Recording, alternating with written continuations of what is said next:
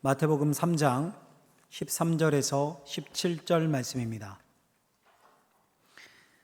이때 예수께서 갈릴리로부터 요단강에 이르러 요한에게 세례를 받으려 하시니 요한이 말려 이르되 내가 당신에게서 세례를 받아야 할 터인데 당신이 내게로 오시나이까. 예수께서 대답하여 이르시되 이제 허락하라. 우리가 이와 같이 하여 모든 의의를 이루는 것이 합당하니라 하시니 이에 요한이 허락하는지라. 예수께서 세례를 받으시고 곧 물에서 올라오실새 하늘이 열리고 하나님의 성령이 비둘기같이 내려 자기 위에 임하심을 보시더니. 같이 읽습니다.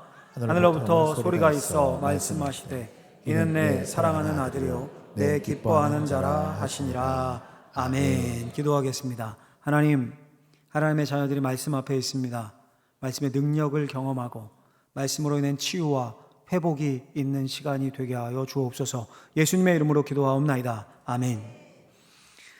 오늘은 제가 1년에 한 번 정도 세례에 대해서 설교를 하는데 세례의 신비라는 제목으로 오늘 하나님 말씀을 선포하고자 합니다. 한 분을 소개하는 것으로 설교를 시작하려고 하는데 사진을 보여주시면요, 이용도라는 이름의 목사님입니다. 1920년에서 30년대에 한국의 부흥운동을 이끈 주역 중에 한 분입니다. 길선주 목사님, 김익두 목사님, 이용도 목사님. 특히 이분이 그 신비 체험을 굉장히 강조했습니다. 신비 체험을. 그래서 이용도 목사님 하면 신비주의자로 불립니다. 논문도 제법 여러 편 나와 있고요. 많은 일화가 전해지는데요. 깊은 산에서 기도하던 중에 갑자기 주님 품에 안겨 있는 그런 환상을 경험하기도 하고, 또 새벽 기도 중에 깊게 기도로 들어가서 천상의 소리를 듣기도 하고, 부흥회를 이제 막 인도하는데, 부흥 강사니까 부흥회를 인도하는데 갑자기 자신의 설교 소리를 딱 멈추고 정적이 흐른 후 주님이 말씀하십니다. 뭐가 임한 거죠 그때. 그 순간 주님이 말씀하십니다 소리부터 대운의 청중들이 엎드려서 막 눈물로 회개하고, 설교 후에는 청중들이 이거 사람의 음성이 아닌 것 같이 들렸다 이렇게 간증하기도 하고, 신비롭죠. 아까 본 사진이 옛날 분인데도 굉장히 젊죠. 잦은 금식을 굉장히 많이 하셨어요. 금식으로 인해서 건강이 악화돼서 불과 33살에 죽습니다. 죽은 나이도 신비롭죠. 예수님이 십자가에 달리신 나이와 같아요. 이런, 솔직히 우리가 이런 신앙생활 하면서 이런 신비로운 체험하기를 원하잖아요. 그렇죠. 환상 체험이나 직접 하나님의 음성을 듣고 이런 체험들 있지 않습니까?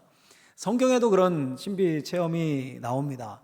예를 들어서 바울 사도만 한번 생각을 해봐도 예수님 만난 것부터 신비로웠지 않습니까? 다메섹 도상에서 빛이 비치고 음성을 듣고 예수님을 만나고, 또 셋째 하늘에 올라가서 주님을 뵙는 것 같은 그런 신비 체험도 했습니다.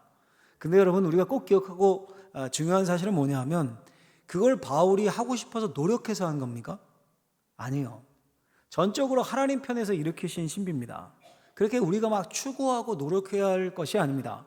바울이 여러분 언제 너희도 다메섹 도상에서 내가 했던 체험 같은 너희도 그런 체험 해야 된다 이렇게 가르치는 부분이 있습니까 여러분? 또 바울이 은사도 많았거든요. 방언도 했습니다. 방언도. 내가 너희 모든 사람보다 방언을 더 말한다. 고린도전서 14장에서 이렇게 말해요. 그렇다고 바울이 랄랄라 이런 거 10,000번 100,000번 하면 방언 터진다 해라 이런 거 가르칩니까? 서신서에 그런 거 있습니까? 없죠. 그런 신비 체험은 특별한 경우에 하나님이 주시는 주권적인 역사지 우리 쪽에서 막 노력해서 얻어지는 게 아닙니다. 성경은 결코 그렇게 신비 체험을 강조하지도 가르치지도 않습니다. 자, 그렇다면 신앙과 신비는 전혀 상관이 없을까요? 그것도 또 아닙니다. 절대 그렇지 않습니다. 신앙의 영역에서 신비는 빠질 수가 없습니다. 여러분, 우리가 누굴 믿습니까? 하나님을 믿어요. 하나님이 눈에 보입니까? 손에 만져집니까? 아니죠. 그런데 믿습니다. 보이지 않는 하나님을 믿고 그분과 기도로 소통을 합니다. 여러분, 이 성경 어떻습니까? 이 성경 완전히 고대 문서죠. 몇천 년 전에 기록된. 근데 그걸 읽으며 살아계신 하나님의 뜻을 찾고 그 말씀이 지금도 내게도 주시는 명령이라 여기며 순종하려고 애를 씁니다. 지금도 여러분 이 말씀을, 이 성경을 풀어주는 설교를 여러분들 지금 꼼짝도 안 하고 듣고 계시지 않습니까? 이 모든 게 우리가 신비의 영역을 믿고 있는 겁니다. 신비가 우리 신앙생활의 핵심이라는 증거이기도 합니다. 자, 그 신비의 영역에서 주님이 우리에게 추구하라고 하신 신비가 따로 있습니다. 실천적으로 실천하라고 하신 그 중 하나가 기도입니다. 예수님이 기도하라라고 많이 말씀하셨죠. 그리고 성찬이 있어요. 성찬. 다음 주에 우리가 행하는 또 성찬과 함께 뭐가 있습니까? 오늘 우리가 살펴보려는 세례가 있습니다. 기도와 세례와 성찬, 즉 성례라고도 하죠. 이걸 통해서 우리가 믿고 경험하는 신비가 우리를 살리고 또 하나님 앞에서 살아가는 능력이 됩니다. 자, 그런데요, 한번 인간적인 시각에서 한번 보시죠. 오늘 세례식이 있고 오늘 세례 받으셨잖아요. 세례만 보면 이 뭐가 신비롭습니까, 여러분? 머리에 이렇게 몇 번 물 적시고 마는, 그리고 선포하는, 혹은 침례교는 좀 달라요. 세례반이 있어서 물에 푹 잠기거든요. 잠겼다 나오는, 뭐 그냥 대수롭지 않은 일처럼 보입니다. 근데 주님은 우리에게 세례를 베풀라고 명령을 하셨어요. 예수님이 마지막 이 땅에서 남기신 명령도 지상 명령에 나오죠. 마태복음 28장 19절 말씀에 보면, 그러므로 너희는 가서 모든 민족을 제자로 삼아 아버지와 아들과 성령의 이름으로 뭐 하라고요? 세례를 베풀어라, 세례를. 예수님이 승천하시기 전 마지막 명령에 세례를 베풀고라고 말씀하셨어요. 우리 이걸 영어로 이렇게 불러요. The Great Commission. Great, 큰, 위대한, 특별한 커미션, 임무, 사명 이런 뜻이거든요. 그러니까 중대한 임무, 사역이라는 뜻이에요. 그러니까 세례가 놀랍고 신비한 일이기 때문에 주님이 특별한 사명, 특별한 명령으로 말씀하신 겁니다. 자, 여러분, 그렇다면 예수님이 세례를 어떻게 생각하셨길래 중대한 사명으로 여기시고 제자들에게까지 위임을 하셨을까요? 예수님은 공생의 삶 자체가 우리의 모범이고 교과서죠, 여러분. 그런 예수님이 세례를 받으시는 장면을 보면 주님이 생각하신 세례의 신비를 만날 수 있습니다. 오늘 우리 교회에서 세례식이 있고 또 세례 오늘 받으셨고 또 이 중에 앉아 계신 회중들 중에도 세례 받은 분들이 대부분이실 텐데, 우리가 받은 세례가 어떤 의미고 거기에 무슨 신비가 담겨 있는지 잘 오늘 마음에 새기셨으면 좋겠습니다. 할렐루야. 세 가지로 제가 정리를 해봤는데, 세 가지로 첫 번째는 이거예요. 첫 번째는 화면을 보고 같이 한번 해보겠습니다. 세례는 죄인이 의인이 되는 역전의 신비를 담고 있다. 죄인이 의인이 되는 역전의 신비, 이 무슨 뜻일까요? 오늘 본문을 좀 살피면요, 오늘 본문은 예수님이 세례 요한에게서 세례를 받는 그런 장면 내용입니다. 근데 앞에 문맥을 보면 세례 요한이 유대 광야에서 회개를 선포하고 많은 사람들이 나와서 세례를 받습니다. 그리고 요한이 자신 앞에 나왔던 바리새인들, 서기관들을 향해서 심하게 질책을 합니다. 욕설 비슷하게 심한 말을 해요. 이 독사의 자식들아, 이 죄를 질책하는 거죠. 그래서 마가복음, 누가복음에 보면 이 세례 요한의 세례가 죄사함을 받게 하는 회개의 세례다라고 분명히 정의를 합니다. 오늘 본문도 바로 앞인 11절 보면 요한이 이렇게 말해요. 11절에 나는 너희로 회개하기 위하여 물로 세례를 베풀거니와. 아멘. 자신의 세례가 뭘 위해서요? 회개하게 하기 위한. 그러니까 회개는 죄인이라는 얘기잖아요. 죄인이 회개하게 하기 위한 물 세례라는 겁니다. 자, 여러분, 그렇다면 제가 질문 하나 던져볼게요. 그럼 예수님이 이 요한의 세례를 받을 필요가 있습니까? 없습니까? 예수님 죄가 있어요? 없어요? 없죠. 그러니까 이 죄를 회개하는 회개의 세례를 받을 필요가 없어요. 없어요. 근데 오늘 본문 시작을 보면 13절에 이때 예수께서 갈릴리로부터 요단강에 이르러 요한에게 세례를 받으려 하시니. 아멘. 자, 예수님이 일부러 갈릴리 저 북쪽 지방에서 저 남쪽 지방 요단강까지 가서 요한에게 세례를 받으셨다라고 하죠. 죄 없으신 예수님이 일부러 거의 거리가 한 100km 정도 됩니다. 그 걸어가면 뭐 며칠씩 걸리는 길 아니겠습니까? 거기를 걸어서 세례받으러 가신 거예요. 이 얼마나 이상한 일입니까? 세례요한도 이걸 알았어요. 그래서 뭐라고 말하냐면 14절 보시면 이렇게 말씀해요. 요한이 말려 이르되, 말려요 그걸. 내가 당신에게서 세례를 받아야 할 터인데 당신이 내게로 오시나이까. 요한이 알아보고 말리는 거. 아니, 제가 당신께 세례 받아야 하는데 왜 제게 세례를 받으러 오셨습니까? 그러니까 이게 요한의 말이 너무도 상식적이고 논리적이고 예수님과 요한의 관계를 놓고 보면 당연한 겁니다. 세례 요한은 예수님의 길을 예배하러 온 사람이에요. 당연히 두 사람 사이의 관계에서 세례가 필요하다면 요한이 갈릴리로 올라가서 예수님께 세례받는 게 마땅해요. 근데 예수님은 그 상식과 논리를 뒤집으셨습니다. 죄가 없는 분이 죄인처럼 회개의 세례를 받으셨어요. 마치 죄가 없는 분이 흉악범같이 되어서 낮고 천한 십자가를 지셨던 것처럼 예수님은 인류 역사상 유일하게 죄 없는 분이셨는데 죄인처럼 세례를 받으셨습니다. 또 자신이 요한의 은혜가 필요한 것처럼 요한보다 더 작은 자처럼 행동하셨습니다.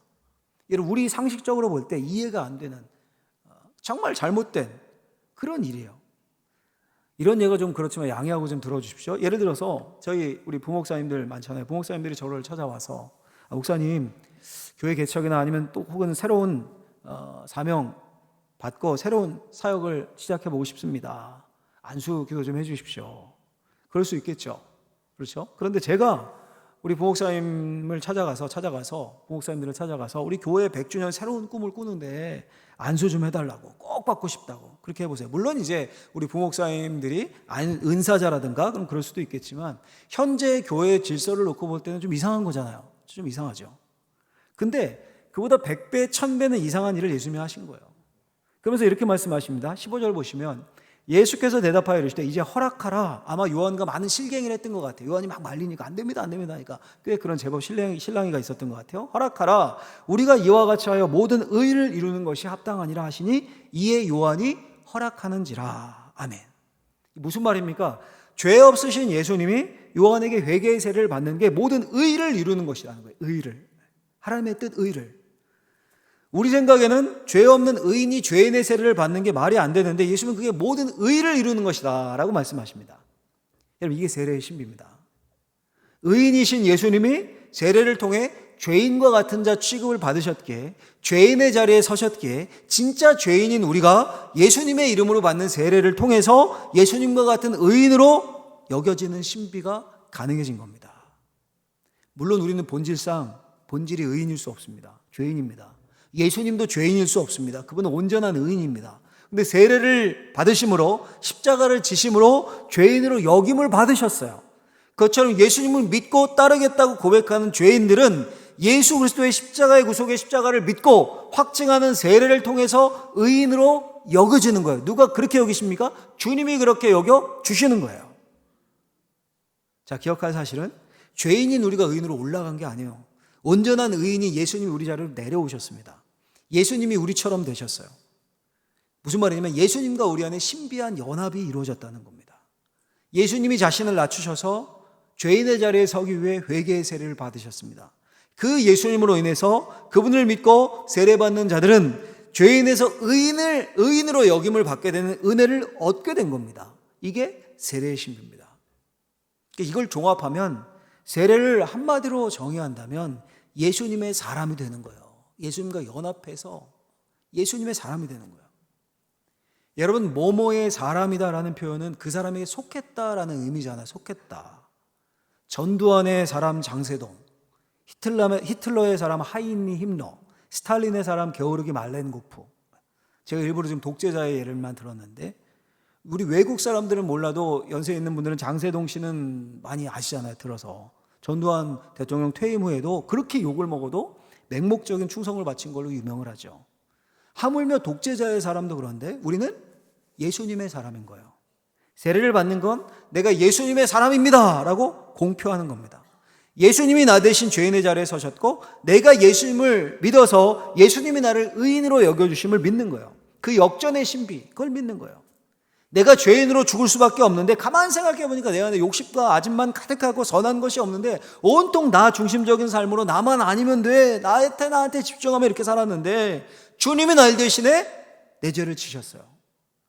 나를 예수님의 사람 만들기 위해서 의인인 그분이 죄인의 자리에서 회개의 세례를 받으셨고 의인인 그분이 죄가 되어서 십자가를 지셨습니다. 이제 내가 산 것 아니라 예수 안에서 새로운 사람이 되었습니다.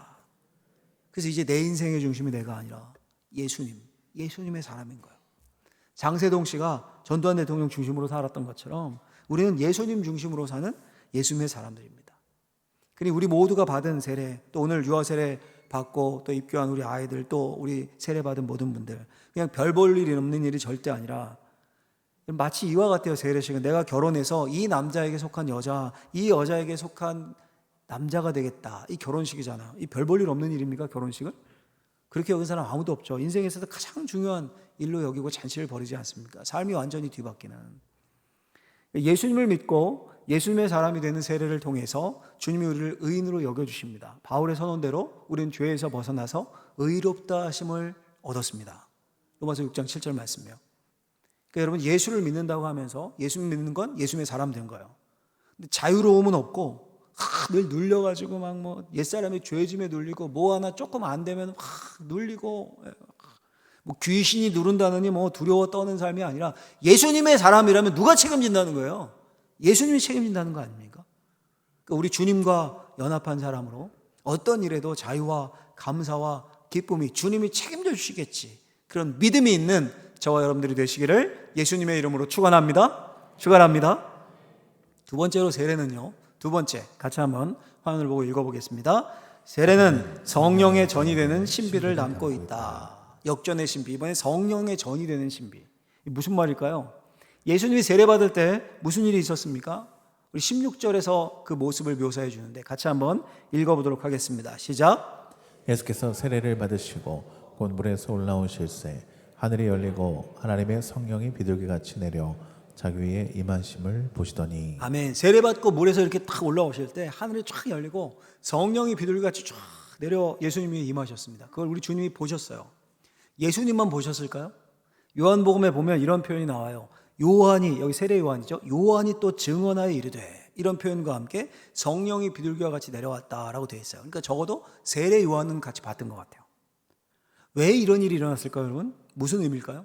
신학적으로 여러 해석이 있겠지만 일단 이 자체가 이스라엘 백성들이 성전에서 예배드릴 때 일어나기를 간절히 원했던 모습입니다. 제가 그 예배를 위해 기도할 때 이런 기도를 많이 합니다. 매 주일 새벽은 이제 제가 새벽 예배를 인도를 하는데 마지막 기도할 때 이런 기도를 많이 해요. 거의 매주일 하는 것 같아요. 오늘도 생각해보니까 오늘 아침에도 했어요. 하나님, 이 예배당에서 드려지는 오늘 이 예배당에서 많은 예배들이 드려지는데 그 모든 예배에 하나님의 임재가 충만하게 해주십시오. 하나님의 임재를 경험하게 해주십시오.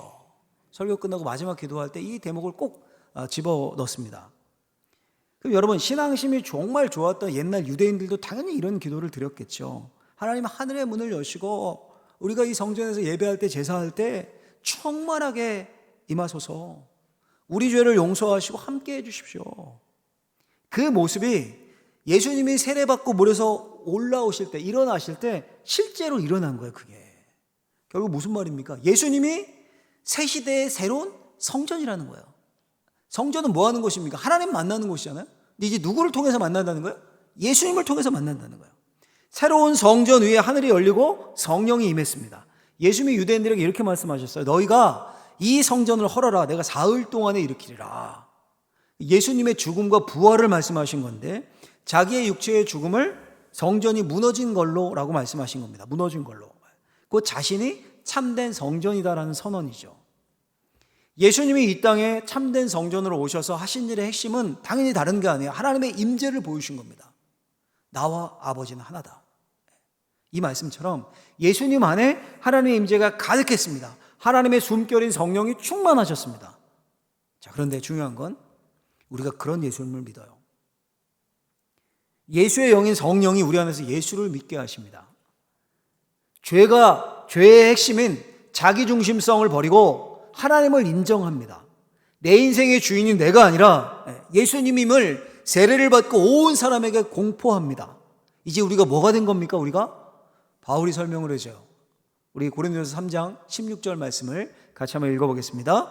너희가 하나님의 성전인 것과 하나님의 성령이 너희 안에 계시는 것을 알지 못하느냐. 아멘. 이제 예수님을 믿는 우리가 하나님의 성전이 되었습니다. 성령이 비둘기같이 성전인 예수님께 쫙 내려오셨던 것처럼 우리 안에 성령이 가득하게 내주하십니다. 혹시 여러분, 이게 도대체 무슨 소리인지, 무슨 뜬구름지 않는 소리인지, 예수님이 성전이고 예수님을 믿으면 우리가 성전이고 우리 안에 성령이 거주하고 도대체 무슨 말인지, 무슨 개풀 뜯어먹는 소리인지 이해가 안 갑니다. 도대체 도무지 모르시겠습니까, 여러분? 예수님을 믿는다는 건요, 세례를 받는다는 건 한마디로 예수님의 사람 되는 것이라고 제가 표현했어요. 남자와 여자가 결혼해서 결합한 것과 아주 유사합니다. 그런 연합이 예수님과 우리 사이에 일어난다는 거예요. 이런 남자가 있습니다. 싱글인데 정말 지저분한 거예요. 잘 안 치워요. 설거지도 안 하고 막 쌓아놓고 막 냄새 나고, 옷도 대충 입어요. 꾸밀 줄도 몰라요. 대충 격식 없이 늘 늘어진 그냥 하얀 티, 쭉 늘어진 티에 체육복에, 밥도 늘 배달 음식 인스턴트만 먹습니다. 근데 사랑하는 여자가 생겼어요. 그래서 결혼을 했습니다. 그 남자의 집에 이제 새 신부가 들어온 겁니다. 무슨 일이 일어나겠습니까? 일단 집안이 깨끗해지겠죠. 옷도 나갈 때 격식에 맞게 늘 늘어진 면티 추리닝 입고 나갔는데 이제 격식에 맞게 코디를 해줍니다. 밥도 매일 즉석 배달 음식 인스턴트가 아니라 함께 몸에 좋은 음식을 만들어 먹습니다. 완전히 삶이 바뀐 거죠. 물론 남자가 처음에 적응하기 힘듭니다. 근데 아내를 사랑합니다. 그 사랑이 그 삶을 바꾸고 점점 새롭게 합니다. 예수의 사람 되는 게 마치 이와 같습니다. 바울이 예수 믿는 우리를 하나님의 성전이라고 표현을 했습니다. 참 성전이신 예수를 믿고 예수의 영인 성령이 거하니까 우리가 성전이 되어 변해가요. 점점 무슨 일이 일어나겠습니까? 이어지는 고린도전서 3장 16절이 아까였잖아요. 17절 이어지는 말씀을 보면 17절 하반절 뒷부분에 이렇게 돼 있어요. 하나님의 성전은 거룩하니 너희도 그러하니라. 아멘. 우리가 어떻게 돼요? 거룩해져요. 죄가 싫어져요. 우리 안에 있는 예수의 영이 우리를 거룩하게 만듭니다. 우리가 2주에 걸쳐서 에베소에서 본 것처럼 새로운 사람, 새로운 삶을 살게 하는 겁니다. 질문이 생기죠. 그러면 어떻게 거룩해질까요? 우리가 어떻게? 에베소 5장 26절에 보면 이런 말씀이 나와요. 같이 한번 읽어보겠습니다. 시작. 이는 곧 물로 씻어 말씀으로 깨끗하게 하사 거룩하게 하시고. 아멘. 이는 곧 물로 씻어. 물로 씻으면 깨끗해지죠. 구약의 정결 예식을 의미하는 것이기도 하고 예수의 피로 죄 씻음을 받은 그리고 믿은 세례를 의미하기도 합니다. 그 다음 어떻게 되어 있습니까? 말씀으로 깨끗하게 하사. 그 성전된 우리가 깨끗하게 되는 것은 말씀으로 반복해서 깨끗이 씻는 것밖에 방법이 없다는 겁니다. 여러분, 우리 성인들이 하루에 이 눈을 깜빡깜빡 하잖아요. 눈을 하루에 25,000번 깜빡인다고 합니다. 왜 그렇게 많이 깜빡일까요? 깜빡일 때마다 눈꺼풀이 덮잖아요, 안구를. 그때 이 눈물막을 안구에 골고루 퍼뜨려서 안구를 깨끗하게 씻고 촉촉하게 유지한다고 합니다. 그래야 깨끗이 볼 수 있대요. 그래서 깨끗이 보는 거예요. 그러니까 잘 보기 위해서 쉽게 말하면 25,000번은 씻는 겁니다. 씻는 거예요, 이렇게. 우리도 마찬가지입니다. 물로 씻음을 받아 세례를 받고 하나님의 성전인 우리가 거룩해지고 새 사람답게 사는 유일한 방법은 말씀의 물로 계속해서 우리를 깨끗하게 씻는 겁니다. 바울만 말하는 게 아니에요. 시편 기자도 말씀해요. 시편 119편에 보면 청년이 무엇으로 그 행실을 깨끗하게 하리까 주의 말씀만 지킬 따름이니이다. 예수님도 말씀해요. 요한복음 15장에서 너희는 내가 일러준 말로 이미 깨끗하여졌으니. 여러분, 하나님의 말씀이 우리를 깨끗하게 씻습니다. 하나님의 말씀이 우리가 세례받았고 예수님의 사람 되었다는 우리의 정체성을 분명하게 알려줍니다. 하나님의 말씀이 뭔 하고 무엇은 하지 말아야 하는지 하나님의 뜻을 알려줍니다. 하나님의 말씀이 일주일 동안 세상에 살면서 막 시시각각 더럽혀진 우리의 시각을 매일 씻어서 거룩한 시각을 갖게 합니다. 할렐루야. 우리 사랑하는 방언제일교회 성도님들, 우리 꼭 오늘 마음에 새기시고 기억하셨으면 좋겠습니다. 우리는 예수님의 사람입니다. 세례는 예수님의 사람이요 사람이라는 고백이고 또 예식입니다. 또한 우리는 성령이 거하시는 거룩한 성전입니다. 이 예배당에 쓰레기가 가득 차 있다고 해보세요. 눈살 찌푸리며 그 냄새나는 예배당에서 아무도 예배하려 하지 않을 겁니다. 성전된 우리 안에 예수가 아닌, 말씀이 아닌 온갖 더러운 욕망과 탐욕만 가득하다고 해보십시오. 그럼 제대로 된 성전이 아닙니다. 그에 대해서 이렇게 말씀하세요. 아까 읽은 고린도서 3장 17절 상반절 앞에 부분에 이렇게 되어 있어요. 누구든지 하나님의 성전을 더럽히면 하나님이 그 사람을 멸하시리라. 그 다음에 물로 씻어, 이렇게 이어지는 거예요. 우리가 하나님의 성전이고 성령이 거하신다. 그리고 나서 16절이 거기에 바로 이어지는 게 이 말씀이에요. 그 성전을 더럽히면 하나님이 멸하신대요, 여러분. 물론 이 말씀은 1차적으로 교회 공동체에 주신 말씀입니다. 교회의 거룩성을 깨고 분열과 시기, 이단 이런 걸로 더럽히면 하나님이 진노하고 멸하시겠다는 거예요. 그러나 우리 개인도 똑같아요. 개인에게도 적용할 수 있다고 생각합니다, 저는. 우리 각자가 성령이 거하시는 성전이기 때문에 우리가 성전답지 못하면 나가서 여러분 무슨 소리 들어야 되겠습니까? 직장에서나 어디에서나. 아이고, 예수 믿는 사람이라 다르네. 이게 아니라 아이고, 예수 믿는 사람이 더해. 더해. 눈살 찌푸리며 이런 소리를 듣는다면, 아니 이건 좀 나아요. 더 심한 말이 있어요. 제가 생각하기에는 한참 동안 알았는데 한 10년 15년 지인인데 너 교회 다녔어? 진짜로? 이거 일명 첩보원 신자예요. 첩보원 신자. 아무에게도 예수 믿는 걸 들키지 말라. 이 좌우명. 그럼 여러분, 아버지 하나님이 슬퍼하지 않으시겠습니까? 하나님의 자녀됨을 부끄러워하는 거니까. 여러분, 간절히 바라건대 저와 여러분들은 거룩한 성전입니다. 심지어 시골을 이렇게 운전해 가다가도요, 정말 깡촌 시골 있잖아요. 근데 그런 마을 몇 개 없는데, 집 몇 개 없는데 예배당 십자가가 보이면 어떻습니까, 여러분?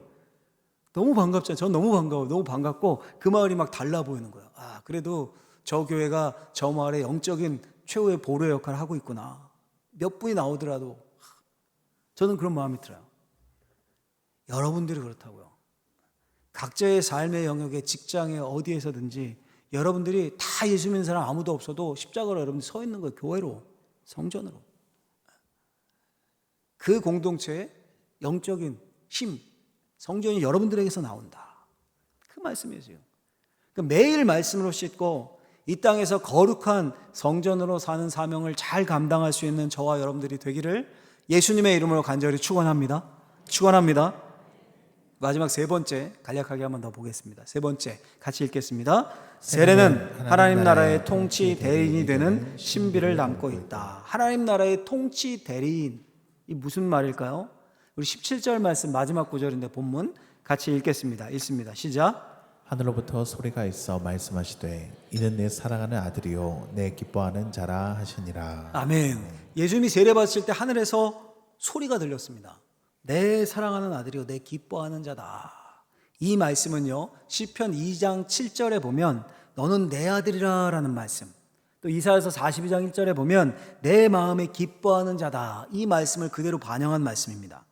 시편 2편은 어떤 시편이냐면 왕을 세울 때 부르는 노래예요. 왕의 시편이에요. 이사야 42장은 하나님이 택하신 여호와의 종, 하나님의 일꾼, 하나님의 종에 대한 노래입니다. 그게 무슨 말입니까? 예수님이 왕이라는 거예요. 왕. 예수님이 하나님의 대리인으로, 종으로 하나님 나라를 가져오셨고 그분이 그 나라의 왕이에요. 근데 예수님이 세례를 통해서 그걸 누구에게 위임을 하십니까? 우리 아까 마태복음 봤죠? 28장 19절 말씀. 그러므로 너희는 가서 모든 민족으로 제자를 삼아 아버지와 아들과 성령의 이름으로 세례를 베풀고. 아멘. 좁게는 12 제자들에게 위임하십니다. 이걸 넓히면 오늘날 우리에게 위임하십니다. 우리가 세례를 받음으로 주님의 대리 통치자로 위임을 받은 겁니다. 우리가 모인 교회가 주님이 가져오신 하나님 나라를 보여주는 대표 기관입니다. 우리를 다스리는 1차적인 법은 세상의 율법전서가 아니라 하나님의 법, 진리의 말씀입니다. 이 땅에서 우리는 하나님의 택한 족속이요 왕 같은 제사장들입니다. 할렐루야. 여러분, 예수님은 은혜와 사랑을 말씀하셨는데 그 대리인인 우리가 미움과 다툼을 말하고 행하면 되겠습니까? 예수님은 자신이 온유하고 겸손하다고 하셨는데 그 대리인인 우리가 막 불같고 하늘 교만하고 그러면 되겠습니까? 예수님은 두려워하지 말고 믿기만 하라라고 그렇게 강조하셨는데 우리가 쫄보처럼 무슨 일만 생기면 두려워하고 의심하고 그러면 되겠습니까, 여러분? 그건 예수님의 대리 통치자가 아니죠. 잊지 마십시오. 우리는 예수님의 사람입니다. 할렐루야. 세례를 받았어요. 이게 세례의 의미입니다. 세례를 받고 예수님의 사람이 되는 것은 신비 중에서도 가장 놀라운 신비입니다. 여러분, 어떻게 우리가 상식적으로 2000년 전 이스라엘에서 태어난 그 유대인을 최고 형량을 받고 젊은 나이에 십자가 형틀에서 33살에 죽은 청년을 우리의 구원자로 믿고 하나님의 아들로 믿을 수 있습니까? 어떻게 그분을 따르겠다고 결단하며 일어나서 손 들고 네라고 답하고 세례받고, 어떤 분들은 세례받다 감격해서 웁니다. 어떻게 그럴 수 있습니까? 어떻게 그런 하나님의 성전이 전 세계 20억이 넘습니까? 20억이. 어떻게 시골 골짜기 도시마다 한 세례를 받고 한 믿음을 공백하는 교회 공동체가 그렇게 골짜기마다 있습니까? 이거 신비 중에 신비입니다. 신비로운 일이에요. 그 신비에 감격해하면서 이 땅에서 우리를 거룩한 성전으로 주님이 세우셨고 하나님 나라의 대리 통치자로 우리를 세우셨어요. 그리고 그 나라를 먼저 누리고 그 사랑과 그 은혜를 받고 그냥 전해라, 그렇게 살아라, 보여줘라. 그런 예수님의 사람으로 다 설 수 있기를. 우리가 예수님의 사람이기 때문에 책임은 누가 지시는 겁니까? 예수님이 지시는 거예요. 예수님이 책임지신다는 거예요, 너희 인생. 그런 예수님의 사람으로 살 수 있는 저와 우리 사랑하는 모든 성도님들, 특히 오늘 세례받은 분들 되시기를 예수님의 이름으로 간절히 축원합니다. 축원합니다. 기도하겠습니다. 하나님 아버지, 감사합니다. 우리를 주님의 사람으로 부르셔서 택하셔서 예수 믿게 하셨습니다. 예수님의 사람으로 누릴 수 있는 모든 복락이 우리의 삶에 펼쳐지게 하여 주옵소서. 예수님의 이름으로 기도하옵나이다. 아멘.